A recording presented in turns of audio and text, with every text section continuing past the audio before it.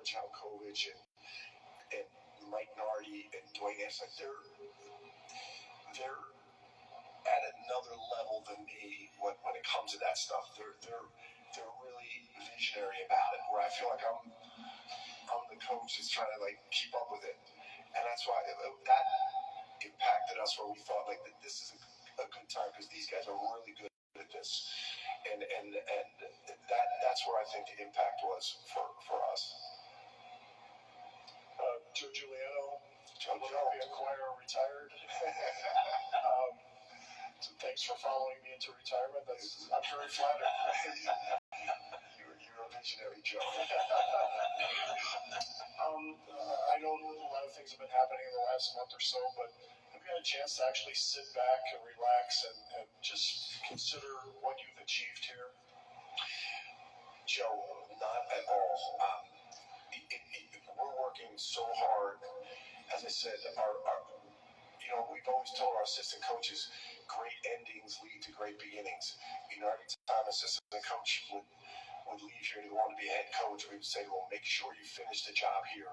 Take care of Villanova first. Wherever you're going, you're going to be there for years. But make sure you leave Villanova where you complete your work, you take care of everybody here. So we've been working so hard, and again, just to kind of like Father Peter, Mark, myself, Patty, we've been working so hard to make sure, and we still are, that the players are taken care of, the assistants are all taken care of, the recruits. We're still finishing that up right now, which is it's going well.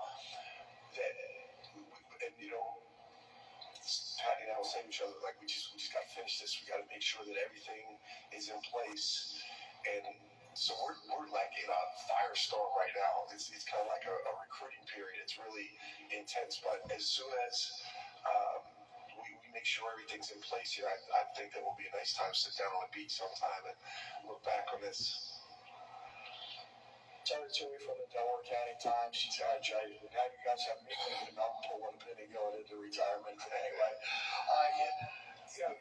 you're an intense guy. What are you going to miss most about coaching? Again, to Joe's question, I really been focused on completing this. But I know I'm gonna miss the games. I know I'm gonna miss the I know I'm gonna miss practice.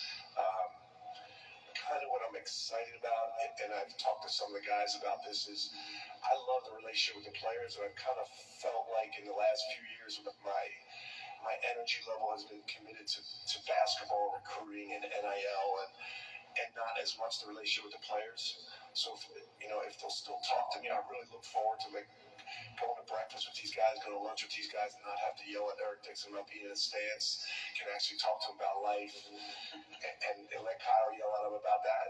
I really look forward to that part of the relationship with the guys.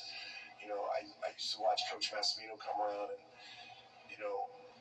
tap the guys on the shoulder and be all nice, and these guys tell me, I love Coach Massimino, and I'd be like, that is not the guy I work for. He's not that nice of a guy. So I hope they don't do that to me, but I do look forward to those relationships with the guys.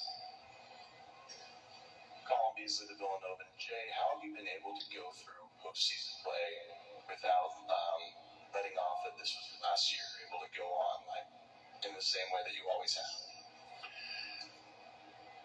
It was a struggle, and that's why my friendship and trust in Mark is incredible, because only me, Patty, and Mark knew it at a time, and we were. I remember we got to enjoy every part of it, because Patty and I would say to each other like this is going to be the last time in the Big East tournament, going to Madison Square Garden, and it was awesome. And when we won, Mark and Patty and I looked at each other like, holy shit, do you believe this? And it was so we really got to enjoy it, but there was some crazy times. I remember Dana asked me at the press conference, what do you think Mike Krzyzewski's thinking about? This is his last game, and I'm thinking, I know exactly what he's thinking about. But I didn't want to say this. So there were some weird times like that, and we came out of that press conference. No, I didn't lie. I just said, I know what he's thinking. I'm sure he's thinking this, but I didn't say I was thinking it. That Mark and Patty now would come out of the press conference and just be like, "Oh my God, like this is wild." So it was a wild one, but that's why I say it was so incredible what our assistants did and our players to get through that. And I don't know if I was on the top of my game, but they were. Jay, Michael Bradley from Mainline today. Hey, Mike. Was there a point when Kyle was an assistant where you said, this guy's going to be a head coach and this guy's going to be a good head coach? Yeah, there always comes a point with our assistants, and that's what is so good about this timing right now. And that's an interesting question, Mike, because we're always trying to develop our assistants to be head coaches, and we're always, and Mark and I talk about it, all the time with the guys. Like, there comes a point where a guy's ready, and that's why this is such a good time right now, because George is ready to be a head coach. Dwayne is ready to be a head coach. Mike is ready. These guys have been around for a long time, and that is the time you want to make the move. Not when you got a young staff, and we knew with Kyle and I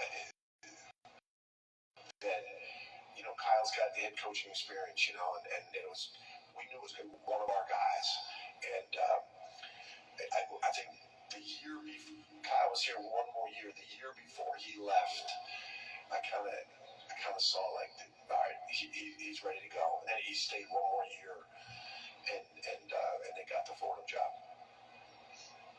Coach Alicia Roberts, CBS 3 News. When did you finally tell your players, and what did you say to them?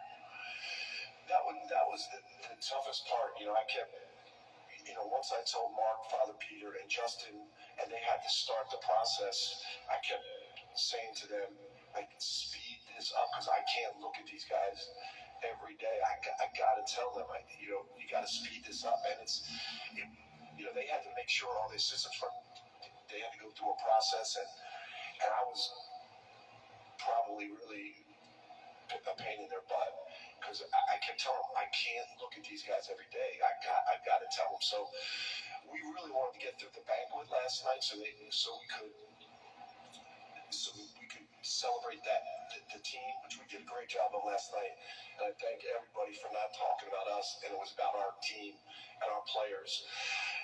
And then we wanted to try and tell them right after that, but Dana and all these guys was just good at their job, and they got out, and so we had to tell them the night before the banquet.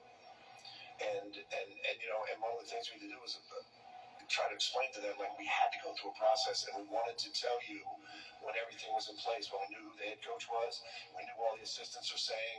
We didn't want to say to you, I'm retired and we don't know what's going to happen next, and your lives are up in the air, because that's really what this is all about. This affects the players, this affects the recruits. It's their lives. They get one time to get through this, so that's why we were working so hard to get this done as quickly as possible. And they've been great. They've been really understanding, and they love Villanova, and we're blessed to have the guys we do. Mark Sesminoza with Fox News. Obviously, recruits want to come here and play with Coach Wright. That's a big part of it. So, well, you've been watching Jay Wright talking about. Well, you've been watching this Jay Wright press conference, but we do want to apologize that there were some questionable languages that were being said about the former coach. But the president of Villanova basketball says, once a Wildcat, always a Wildcat. So, thanks so much for watching again in advance to the Jay Wright press conference.